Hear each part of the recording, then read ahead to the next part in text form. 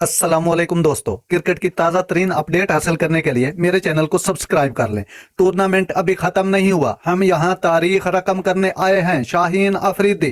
Chennai Pakistan team के fast bowler Shaheen Afridi ने कहा है कि 2 मैचेस में शिकस्त से टूर्नामेंट खत्म नहीं हुआ, अभी 5 मैच बाकी हैं और हम यहाँ तारीख रकम करने आए हैं। आईसीसी क्रिकेट वर्ल्ड कप 2023 में पाकिस्तान अपना 5वां मैच चेन्नई में अफगानिस्तान के खिलाफ खेलेगा, जिसके बाद 27 अक्टूबर को इसी शहर में कौमी टीम जनूबी अफ्रीका के मद्दे मुकाबल आएगी। वर्ल्ड कप में अपने 4 मैचेस खेलने के बाद पाकिस्तान पॉइंट टेबल पर 5वें नंबर पर है। पाकिस्तान को 2 मैचेस में कामयाबी और 2 में शिकस्त हुई है। पाकिस्तान ने नीदरलैंड के खिलाफ जीत से टूर्नामेंट का आगाज किया था, जबकि दूसरे मैच में श्रीलंका के खिलाफ कामयाबी मिली थी। कौमी टीम तीसरे मैच में रिवायती हरा भारत से एकतरफा मुकाबले के बाद शिकस्त खा गई थी, जबकि ऑस्ट्रेलिया के खिलाफ भी पाकिस्तान को शिकस्त का मुंह देखना पड़ा था।